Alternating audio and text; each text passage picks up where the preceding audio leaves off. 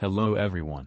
Sorry for the bad upload schedule recently. I've been busy with school and mainly just playing with friends, but I will be trying to get back into uploading soon. Just a quick note, there are 2 points of views in this video. One is from my friend, whose recordings tend to be laggy. Even though I know his recordings aren't the best quality, I'll still include them since it would take too long for me to do 4 solo runs with perks I hardly ever use. Decaying Winter is a game about surviving wave of enemies that get more prepared over time, having stronger guns, better melees, and overall getting stronger and smarter. You are not expected to survive. You will die. You cannot avoid dying a few times. Even if you can learn to play the game, you will still die in the process. You can further delay your fate from scavenging during the day, and avoiding the storm at night. Even though there isn't a wave or storm during the day, you are not safe. Scavs, aka the enemies, can spawn in most areas of the map. There are many things you can do to help you survive this difficult game. One of such, being perks. Perks are abilities you can pick before a run start that give you abilities, buffs, and cons. Some are obvious picks over the others, and some being absolute hell and that you should never use. I will be covering middle ground perks, and how the dev team can make said perks better. This video is entirely opinions, and personal preference. None of this stuff is confirmed to be added and most likely will not be added. And now onto the video. Perk 1. Crosslink. Crosslink seems like a slightly upgraded version of steel snares, and you can find about 3 snares per night, giving you 9 uses and plenty of wires. While crosslink allows multiple stuns with the same wire, it sacrifices some stun time. The -15% melee damage debuff feels unnecessary for a perk with such limited functionality, making it appear to be a one-trick pony. Personally, I prefer melee-oriented perks, but that could just be me. I believe it would be good to both decrease the cooldown of his wires, and remove the melee debuff. Extra ability idea. This isn't much of an extra ability, but a rework to his wires. As I mentioned earlier, this perk feels like a slightly better version of steel snares. It can be quite boring in certain situations, which is why I think this would be a good addition, a sort of neck slicing wire. This could be activated by holding F and clicking at the same time, providing you with 2 lines to work with. If you hit an enemy on their legs or lower body, it would function like a regular wire. However, if you strike them on the upper torso or head, it would give a significantly stronger version of artery, doing much higher damage per second compared to the standard artery effect. To balance, the crosslink can run into the wire, resulting in the normal artery effect. This could be a solid ability, potentially giving more appeal to crosslink. Perk 2. Profit. Profit is a useful perk that focuses on scanning for items and enemies in your area, especially in places like tower where visibility is poor.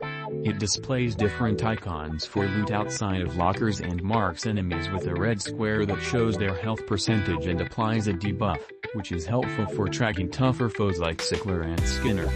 Buffs to Profit could involve adding damage to his mark and distinguishing the colors of lockers and crates, as well as item types. While there aren't many ways to buff him, there's still room for improvement. Extra ability idea. Unlike the last one, this is a whole new ability.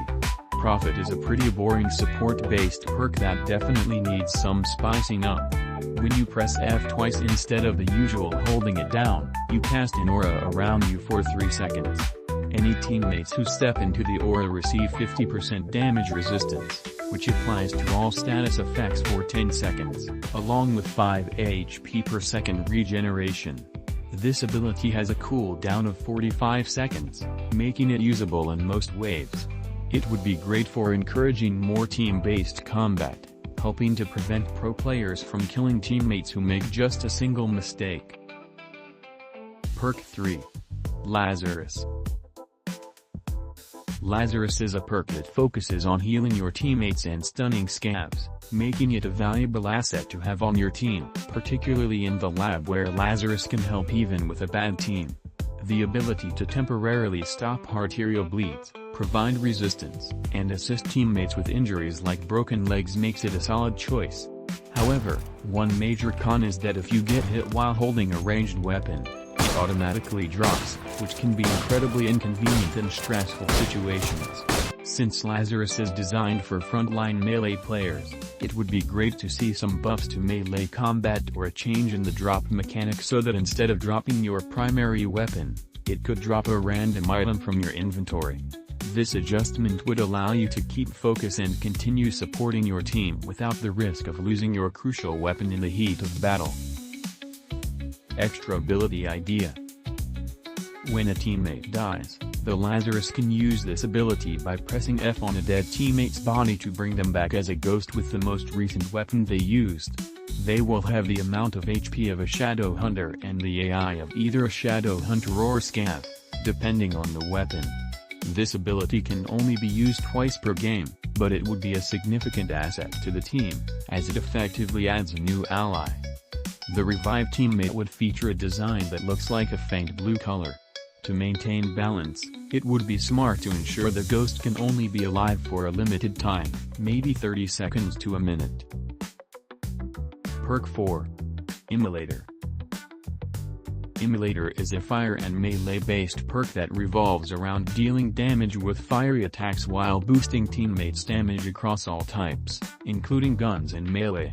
An obvious downside is the fire effects that appear on your screen as well as on teammates who were boosted by you, which can be quite distracting. While the fire damage is strong, the perk struggles in close combat situations. Using the flamethrower arm to set enemies on fire up close feels too slow, particularly when engaging in melee fights. Although designed for melee playstyles, Immolator doesn't excel in real melee situations unless you can maintain a decent distance from enemies. An improvement might be to make the intensity of the fire visuals less strong, making it easier to focus during combat. Extra ability idea. When the Immolator reaches under 30% of his HP, he enters a berserk mode that lasts for 15 seconds. During this time, his movement speed and melee damage both increase, and he ignites anything he touches or hits. However, this mode also reduces his damage resistance. While this ability is powerful, it would be even better if his berserk mode gave him a real fire effect that deals damage over time for balancing. This ability could tie well into a fire-based perk, making it appealing for players who play Berserker or Executioner. That's pretty much all I have for this video. Thank all of you guys for watching. This video took me 2 weeks to make, and I had a lot of fun making it, but thank you guys for watching and please consider subscribing.